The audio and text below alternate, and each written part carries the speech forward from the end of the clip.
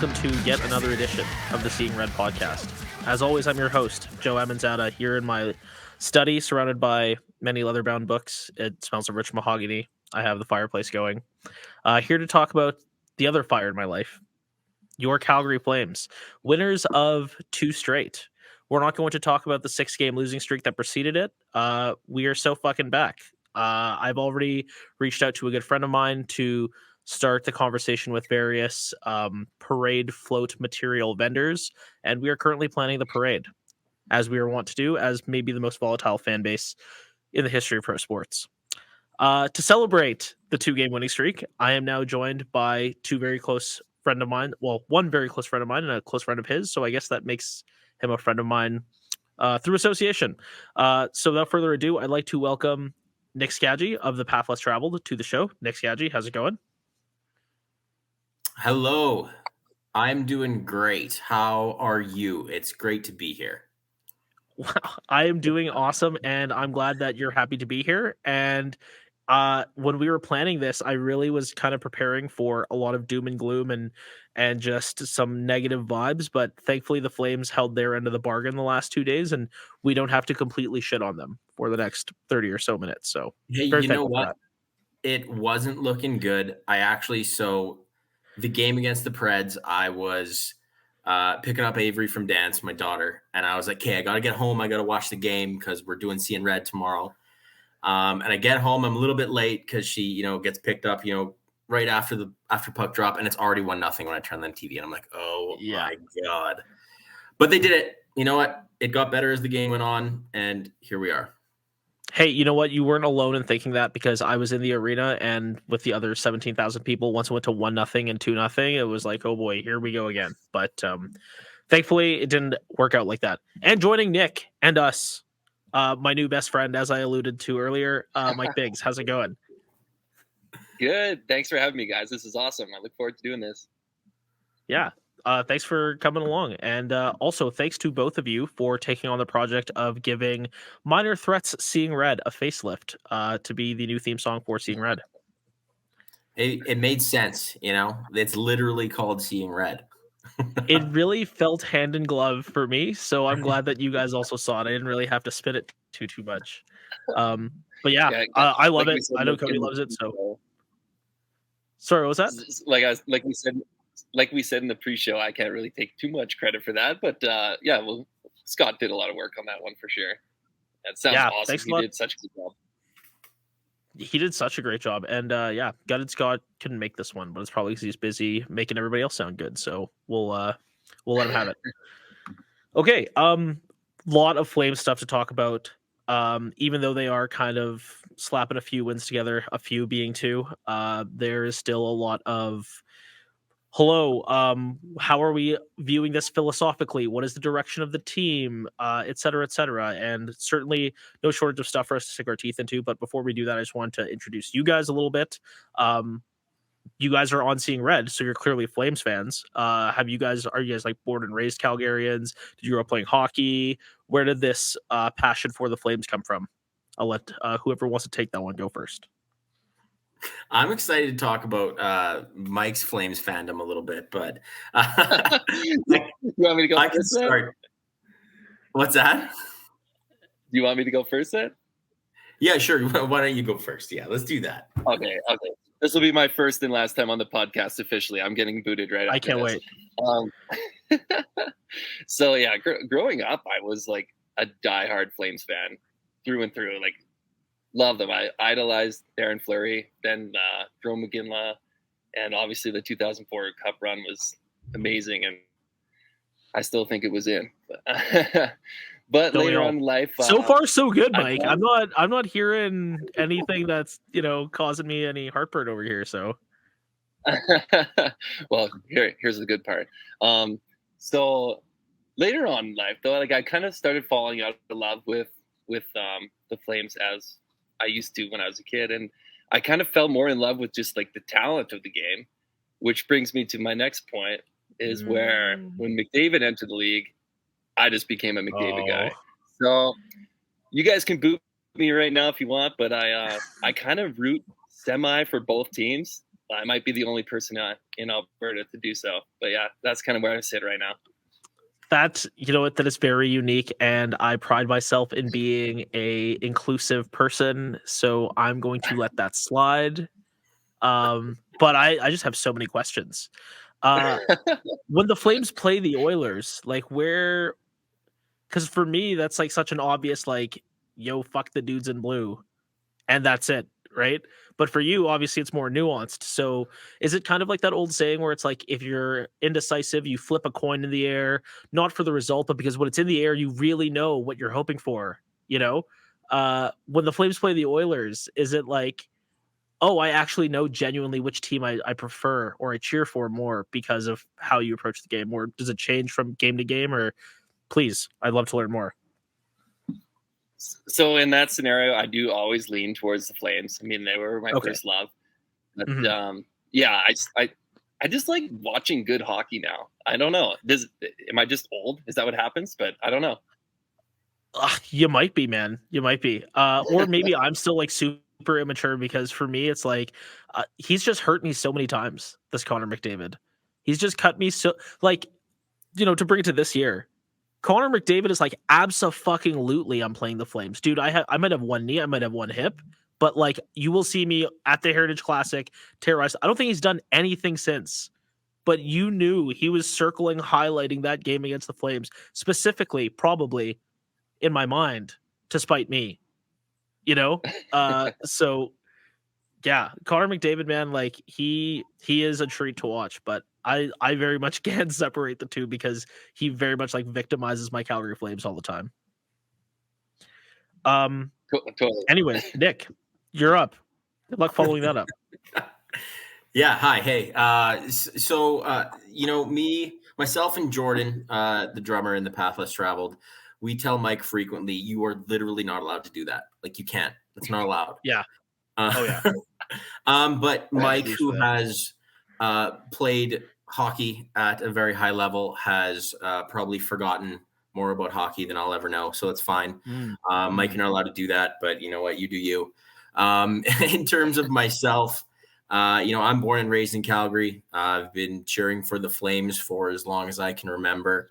Been there through the heartbreak, I remember being in minor hockey myself, coming out of the dressing room, and there's signs about like don't sell the team in like the year 2000. When the Flames were doing really bad, I remember those years. I remember 2004, and I've been cheering for the Flames ever since through all of the highs and lows. But you know what? Let's see how this season goes, right? For sure. I just wanted to touch on that quick note about Mike knowing more or forgetting more about hockey than Nick has ever even known. Mike, did you play at a high level or anything like that? Is that Nick's very like nice, humble way of introducing that to the conversation? I played junior A Calgary Canucks here in town, Okay. and that was like the highest I went. So call it what you want, but yeah, after junior, that was it. Fair enough. You know what? I think I'm not trying to railroad anybody here, but junior A hockey is pretty good. Especially when I never played hockey growing up, and I think I've shared this with Nick, but my only frame of reference for watching hockey as a result is like the pro game, and they all make it look so effortless. So that when I end up, inevitably being around some amateur hockey to like support my friends, like watch their beer league game or whatever, I'm like, wow, everybody is so bad. Everybody is so bad at hockey in like levels that is not like the pros. It's like an impossibly difficult game. It's literally boots with knives. Like it's ridiculous. So junior A is pretty good in my book. If you Google Mike Biggs, the guy has an elite prospects, and he's literally not allowed to play in the beer league division that I play in. So really, you have an elite prospects. He's pretty good. I wonder if we could troll that. Like, I don't know, Cody, in the background, if you could like see if you could pull up Mike Biggs's elite prospects, I would love that. Or like if he's How got elite a is hockey's future. How elite is 2 goals in 50 games? You guys decide, and then we'll go from there.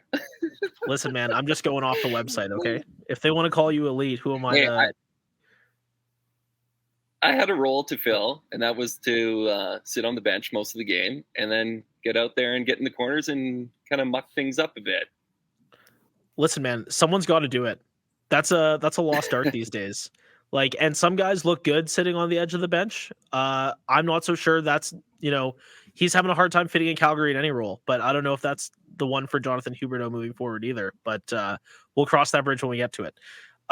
Okay, great. So we've established that you guys are Flames fans to varying degrees. We won't, knock anybody for their own personal life choices. However, I would love to know now, knowing that, what have you thought of this 12 game start for the Calgary Flames? And I know that the two wins are kind of it's what have you done for me lately? We're starting to feel a little bit better, but by and large, how would you analyze the start to this point? Do you feel hopeful that they can slap together a few wins and get back into the playoff hunt, or do we feel like they're kind of delaying the inevitable, and with every passing win they're kind of shooting themselves in the foot of like the broader picture of maybe starting to suffer a little bit to maybe get a better draft pick down the line? I can go first here. I think the Flames are a playoff team. I don't think the plan is to tank. And you are what your record is, and what is that? 4-7-1 right now, if I'm not mistaken. Yep. Correct. The pieces are there, I think. Obviously, the superstars aren't playing to the degree that you need superstars to play at in order to go deep. Are the Flames a cup contender? No, but I think they'll be a playoff team, when it comes down to it near the end of the season. Whether or not Huberdeau gets going, obviously we've seen Kadri get going a little bit here. I don't think tanking is in the picture. Obviously, you've heard the coach say that, we've got this elite level goaltending, and I think Markstrom can be that. But I don't think he's been that so far. Even Cody was saying separately here that I think last game was the first game with less than 3 goals against all season. So those things will tighten up. That's not going to continue for the whole year, but I think they'll squeak in. Okay. Fair enough. Mike, what are we thinking? Well, I kind of think like there's this old cliche, your stars have to be your stars. And I mean, I haven't watched enough games this year. Big McDavid guy. I love the bottom thing. I haven't watched enough games to truly give an analysis, but if like you guys were able to pull up the stats of the team so far this year, like I've heard on the radio, like on 960 or whatever, that like the big dogs just aren't doing what they typically do, right? Like how many goals does Kadri have and Huberdeau? Like those guys have to contribute for these guys to win. And I think a lot of it too maybe has to do with like, look who Huberdeau was playing with in Florida. Like he had guys like Barkov surrounding him. Like, I don't know if he has that kind of insulation around him right now to help him out. Yeah, actually, we had a little side conversation, Nick. I'm not sure if this was one of the times that you were participating actively in our group chat, or if this was one of the ones where it was somewhat dormant on your desktop. But we were chatting about an article that came out that was like some scout that works for Sportsnet talking about the Jonathan Huberdeau experiment, why he's not working in Calgary, et cetera, et cetera. And it didn't sit super well with me because a lot of it was like, oh, he has no help, and also nobody's playing well that like suits his style.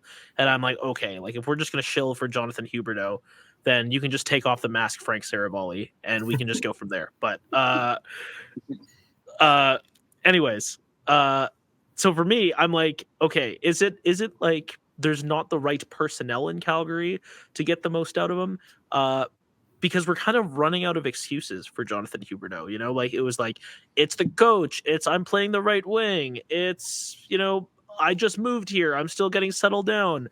Now the players that are around me aren't getting the most out of me. And I think it's, I think more so than even how much we, the public, the fans know that, and the other players on the team and certainly the coaching staff, the body language that you saw from Jonathan Huberdeau yesterday when he got benched for, I believe, the second time in 3 games, very much reinforced that he knows he's out of excuses.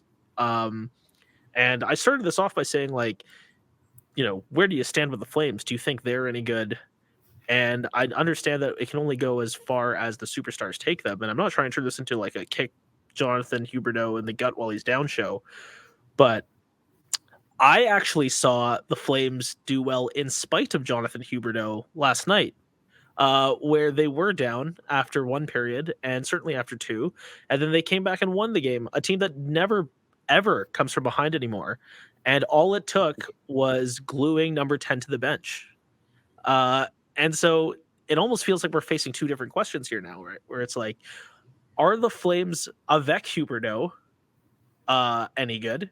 And I think there's enough of a sample size over the last 100 or so games that would suggest no, they're not very good.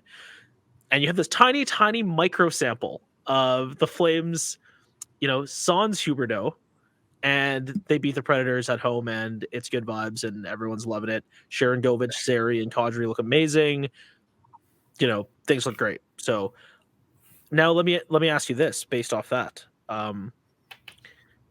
Is it going to work in Calgary for Jonathan Huberdeau? I'm very much of the mindset, certainly in the last 24 hours, that I'm just not positive he can find his game here, just for the many reasons that have been very well covered. We don't have to get into them.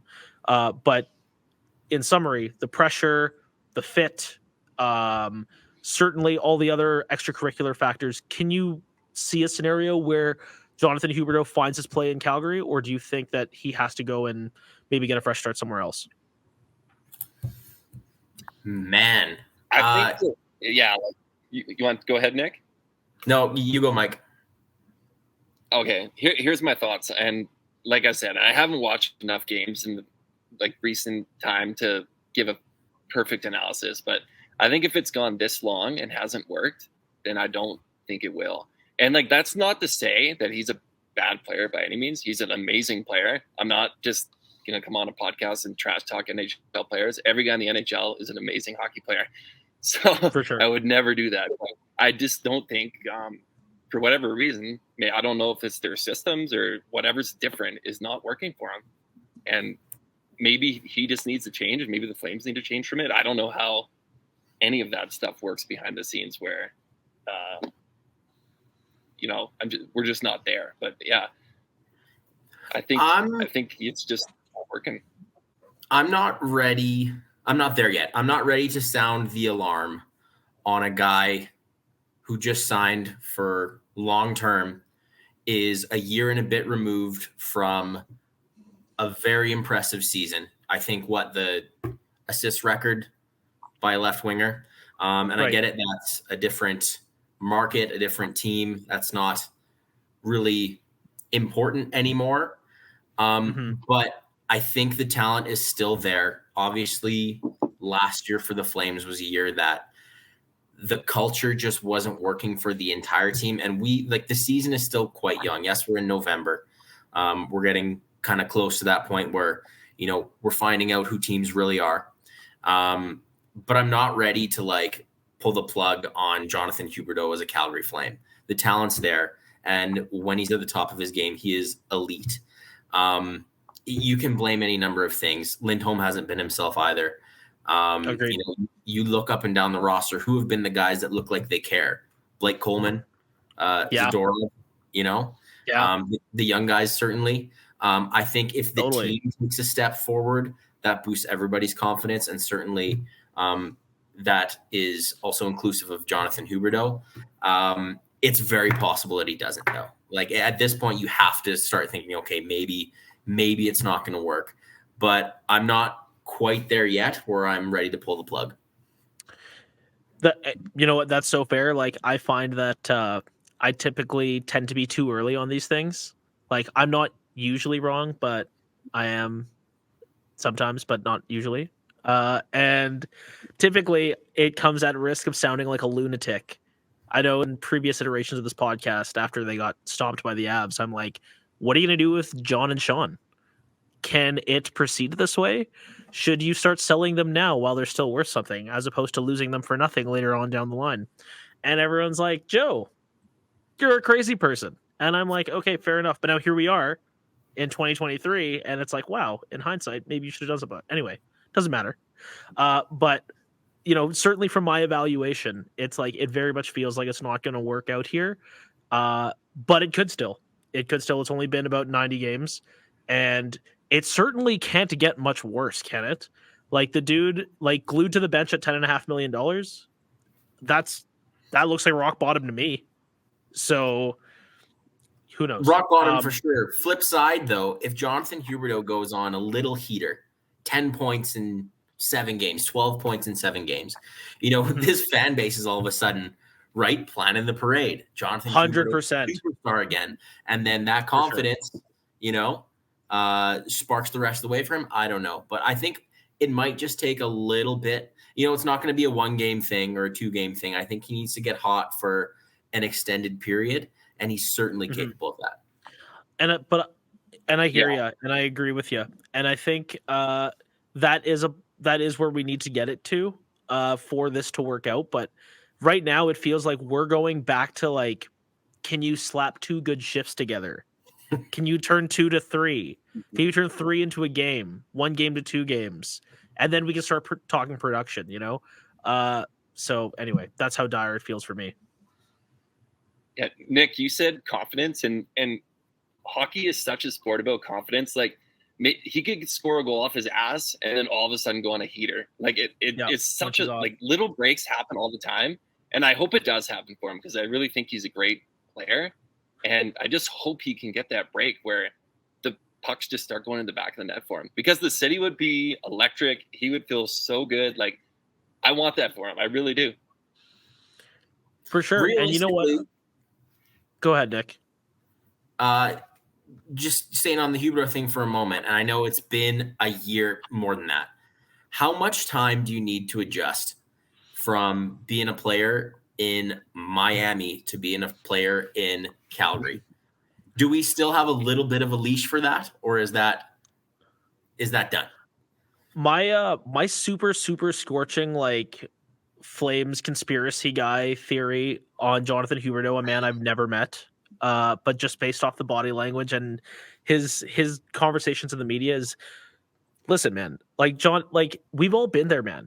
We've all been there. Like Jonathan Huberdeau showed up to like Florida Panthers training camp, to the golf tournament, and he thought he was getting married to this franchise.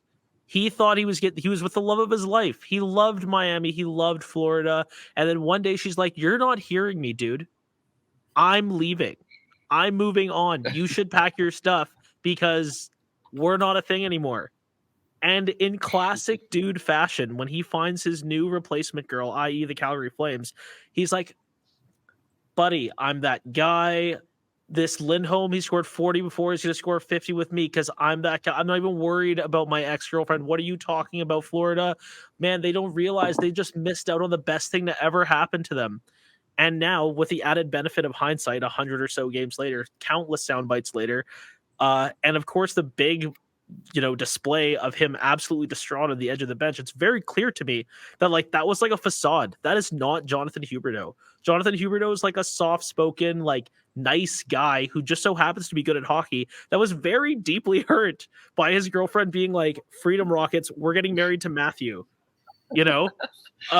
and so he put a bunch of pressure on himself to live up to this big contract in like a hockey market and have every eyeball on him. Like, this doesn't mean anything, but like there was one time where I was walking down the street and I saw Jonathan Huberdeau at Lulu Bar, and it's the season. It's the middle of the season. And I'm like, "What are you doing here?"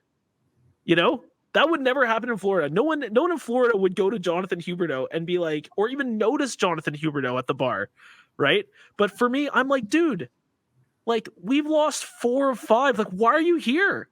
Go to bed. And I'm like, I consider myself to be a pretty sick Flames dude, but there is someone sicker. Somebody else went up to Huberdeau and was like, "What the hell, man? Get out of here." Right?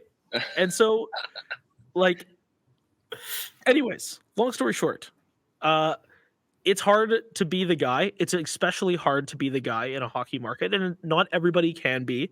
And if you were to like put on this facade that you are that guy, that is so much extra pressure in addition to all the other external pressure to throw on yourself. And when you fail to meet those expectations on and on again, it is no surprise that he has no confidence. And that is why I think it has to happen somewhere not here, because the damage is done. We already know Jonathan. Everybody here knows Jonathan. He really has to go to like a Columbus where nobody knows, nobody cares. Like you can just get a fresh start. And yeah, anyway, thanks for coming on my TED Talk. I hear you. He a Canadian from Quebec, right? High draft pick. I don't think I think he's familiar with the pressure, considering the circumstances. Maybe he got a little comfy in Florida, but I don't think it's foreign to him. Okay. Yeah, I think that's fair. Have you guys ever heard that story? I want to say it's Ole Jokinen and Wayne Gretzky. The story about the Big Macs.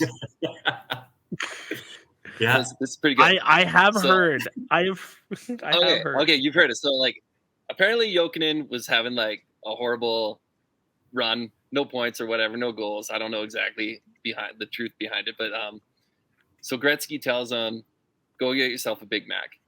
Maybe Huey just needs a Big Mac. Can we get sponsored by McDonald's now? Dude, Huey doesn't need a Big Mac. Huey needs a big hug, man.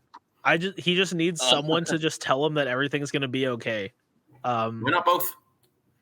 Yeah, why not both? I would take both. I'd take both for sure. Yeah. Okay. Hypothetically, the rumor mill. This is the last Huberdeau that I will bring up tonight. But the other Johnny, our former John, our ex, who left us, he is also not doing too great in Columbus, and he also finds himself glued to the bench more often than not these days.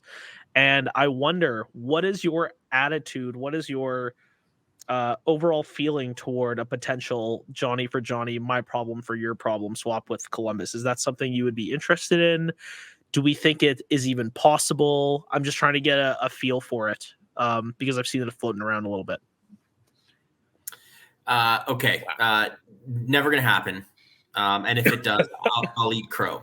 But hypothetically, the emotional side of me is keep Huberdeau. He signed interesting. Here. He signed here. He wanted to be here.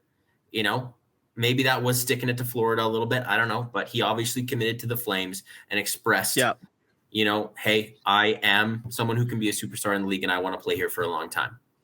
That's the emotional side of me. The logical side of me, though, is, okay, why not pick the guy who has proven he can be a superstar for the Calgary Flames, right? So, True. I don't know. I'm not the GM of the Calgary Flames for a very good reason. That's tough. I don't know. Mike, you pick. You want me to pick? Okay. I mean, if it's not working out for both guys, why not? Let's just do it. Let's make a deal. Let's see what happens. I mean, let's make a hockey deal. Let's make a hockey deal. Johnny was great here.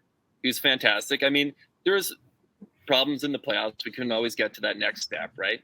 But like him and Lindy, they had that connection, that chemistry together. I mean, sometimes you just have to try things, and I say go for it.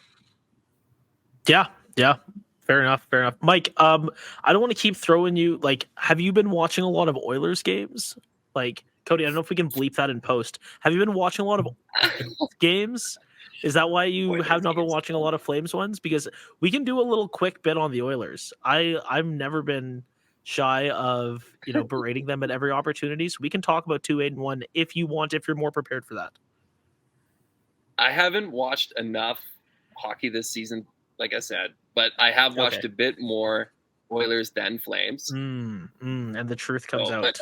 Both teams are not doing well. I mean, before the season started, people were saying like Oilers cup or bust, right? Now it's like Oilers maybe might make playoffs, right? And Flames are in that same boat where might not make playoffs. So it's really like gut check time for these guys. If they rattle off a few more losses, like the season's done.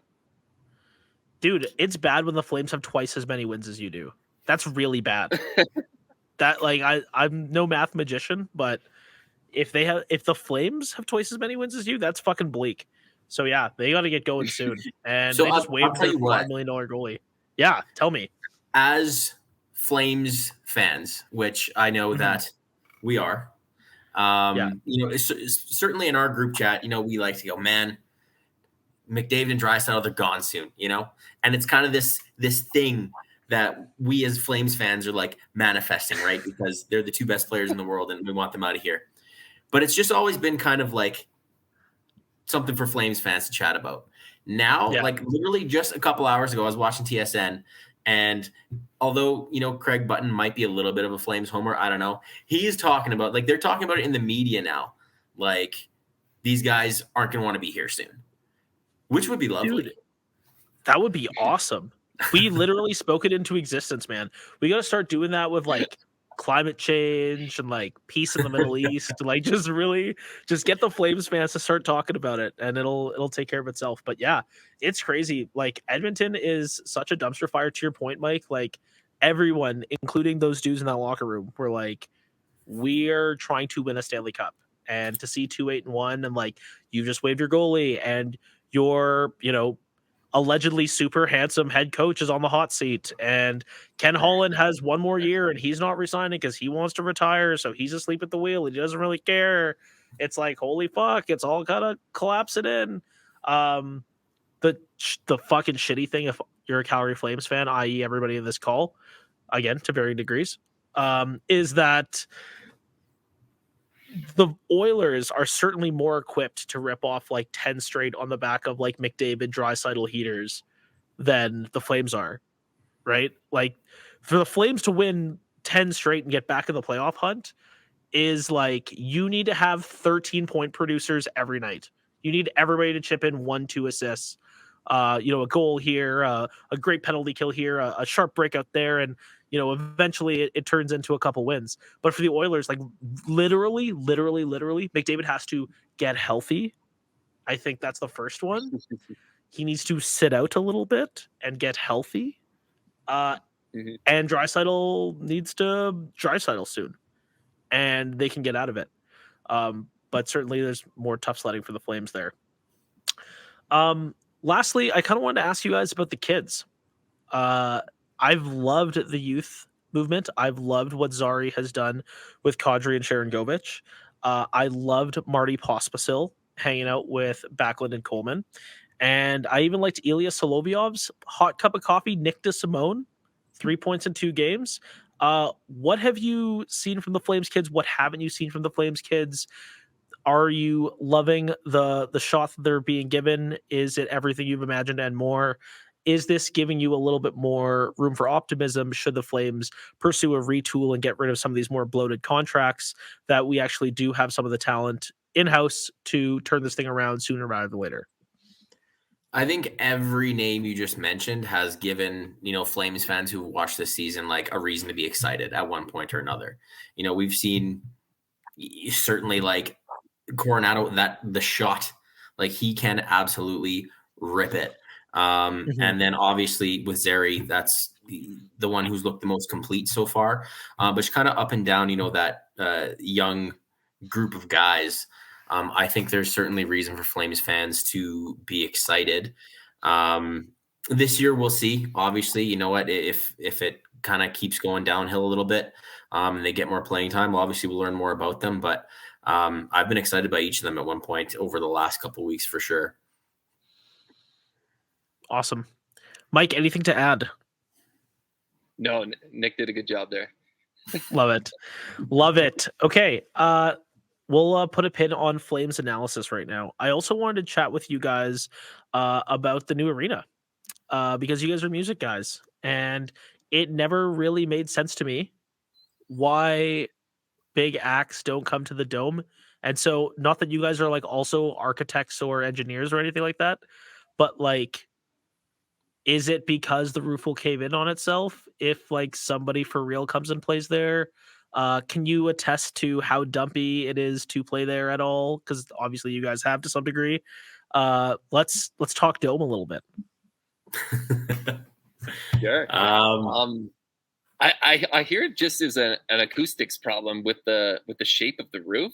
Now I don't know how true it is. Like the last show that I went there was the Blink-182 show this summer, and I thought it Mhm. sounded great in there. So I don't have anything else to reference that against. Like I didn't go see them in Edmonton or anything, so I'm not too Yeah. sure. But I freaking love the Saddle Dome. Like I really do.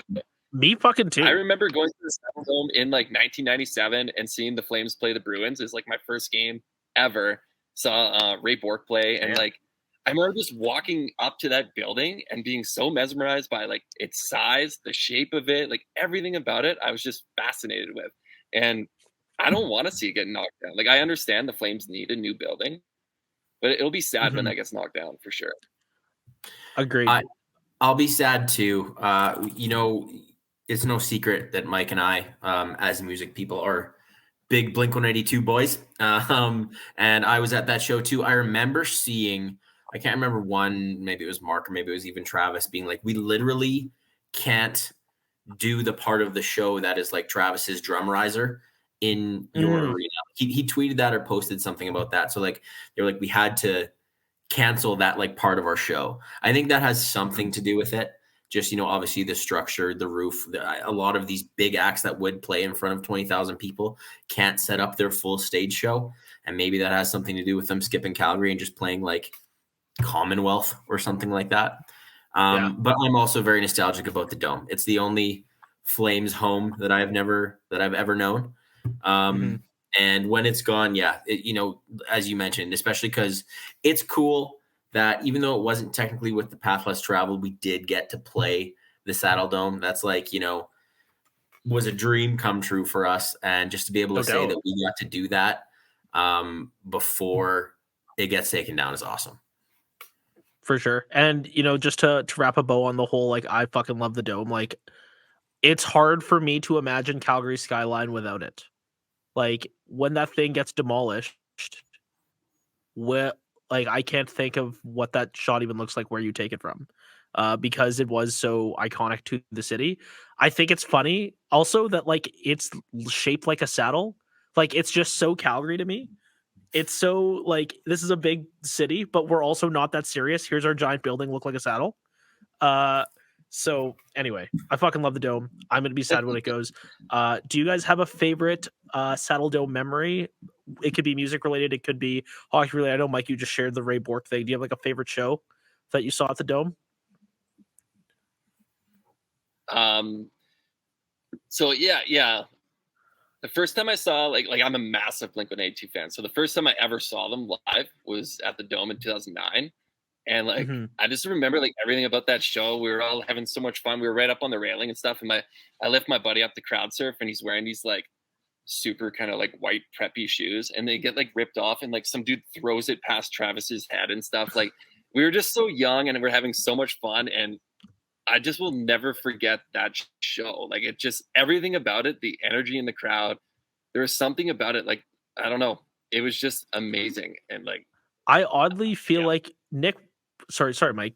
Sorry to cut you off there. Go ahead. Okay. I was just gonna say, Nick, were we at that 2009 show? Did we watch that one? We were. Well, Were yeah. we? We were on the Yeah, we must floor. have been kids for that. Yeah, Yeah. and I was going to Nice. follow that up with, I think they did the drum riser thing that night. They might have. Yeah. Yeah, I vaguely recall it once. I don't know. Anyways, yeah, very cool. Nick, do you have a favorite Doe memory? Uh Lots. Obviously the one that'll stick with me forever was the day that we got to play at the Saddle Dome. But first concert was there. The first concert I ever watched was System of a Down at the Saddle Dome. However many years ago that was, being in the building when the Flames eliminated the Canucks, and I think it was 2015. A lot of awesome memories. Bands we love, hockey games that were, awesome, and hockey games that weren't so good. But yeah, it's gonna be sad to see it go for sure. But you know what? They got big plans. We'll see what happens, and it's gonna be great. So Absolutely, absolutely. Okay, I want to leave you guys with one more question that just kind of entered my frame of reference here. As big music guys, as big hockey guys, how do you? I'm assuming everybody here played a lot of Chell growing up. Uh, do you have some favorite Chell songs? Does a game stick out as having a particularly good Chell soundtrack? let's talk Chell, hockey music right now. For me, I think of like I think it was one with Marcus Naslund on the cover. What year was that? 2004. It had like Franz Ferdinand's "Take Me Out" when you win the world championship, which was dynamite. It was so cool at the time. But that one sticks out for me in my head. But I thought I'd just give you guys some time to ruminate. Yeah, it's funny you mentioned that because that one's like that one with Naslund on the cover sticks out to me too because I think like Gob O. Ellen was on that track list Yeah. as well. Yeah, I think it was. I actually just saw it. So that one sticks out to me. There's one from like the 90s, like 98 or 97 or something that has this like super crazy cool intro. And I can't remember the name of the artist right now. Oh my god. I know this is 98 might have been Moby. It might have been like We Can Be Heroes. I don't know. I had 98 for PC. We Can Be Heroes. David Bowie. David Bowie. Okay. It's like the most epic intro ever. I remember just like putting that game. I had it for my my PC, so I put it in my computer and I just watched like the intro. Yeah, it's like the black and white with the skates and stuff. Like, yeah, it was tight. Yeah. All right. I have a take here, and it may be a hot one, but I think a lot of people will agree with me because I've logged many hours in Chell over the years. The Chell song to me is Sweetness by Jimmy Eat World. I don't know. I don't remember what year that was, maybe 05. Yeah. But that it comes on and you're just like, you're in BGM mode.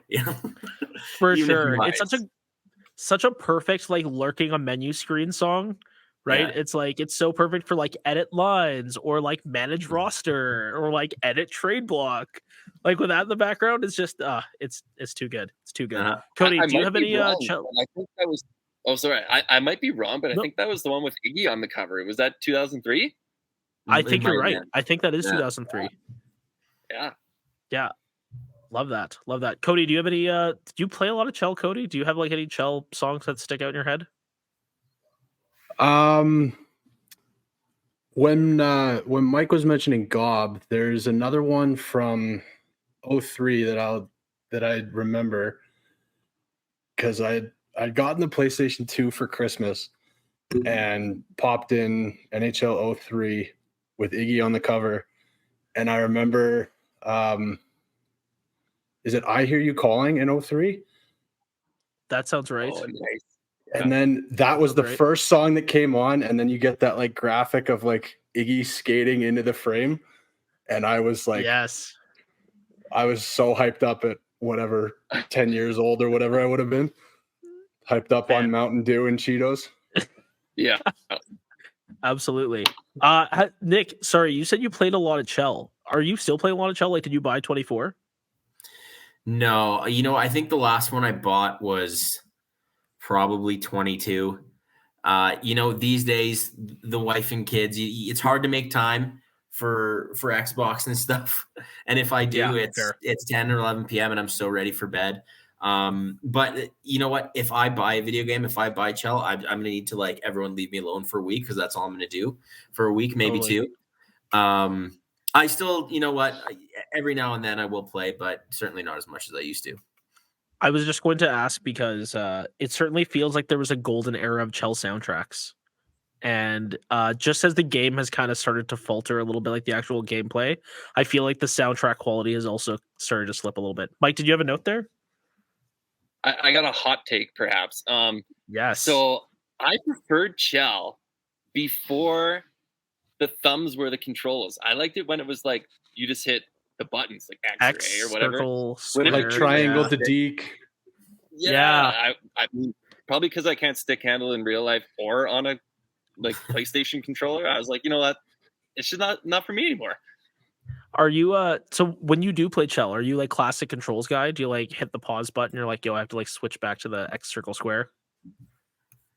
I haven't played Chell since probably NHL 15, so I can't even remember. Yeah. But I would. That's fair. If that's an option. Yeah, I'll do it. I feel like sports games in general are just such a like you got to have a roommate or like you have to be like a teenager and like have your brother around or something. Like it's just so much better with somebody else. And so once somebody else isn't there, it's a little bit trickier to go play some Chell. But anyways, that's why we're all here, to keep each other company, right? So yeah, I think we'll put a bow on it. Thank you very much, both of you, for coming along and listening to me ramble. Certainly, I hope you guys had a good time, and I hope you listening had a great time. So yeah, if you guys have any closing remarks, I'd love for you guys to plug your shit. If you have anything you want to plug, that consider this a time. Otherwise, we'll wrap a bow on it. Yeah, what do we got going on, Mike? The path less traveled might be. We have new music coming. We move at a glacial pace. So when that music is coming out, I cannot fully guarantee it. But we got some heaters in the work. You know what? It's the best stuff that we have ever written, ever produced. So I'm excited for the world to hear it. There's no release date or anything like that quite yet. But that is the main focus right now is getting that stuff finalized and, hopefully having it out for early 2024. So stay tuned for that. Awesome. Yeah. And Nick and I also play in another band, Safe at Second. And we have some new music coming out too shortly. And you'll probably see some new stuff from us in the new year too. And yeah, Nick has jumped on board and the 5 of us are super stoked to release some new stuff. There you go. Wow. That's we're hearing that for the first time. We haven't announced that I'm in Safe at Second yet, but wow. You heard it here first on the Seeing Red podcast. You guys have publicly announced the big free agent acquisition of the winter. Hey? Yeah, I love it. That's awesome. Hey, if we want to keep in touch with you guys at either of the bands that you play in, what is the best way to do so? Is there like a handle, like an Instagram, Twitter? Yeah. So it'd be at the Pathless Travel Band and at Safe at Second Band. And then what's Shawbrooks? We got plug Shawbrook too. Yeah. So it's funny because we have this little.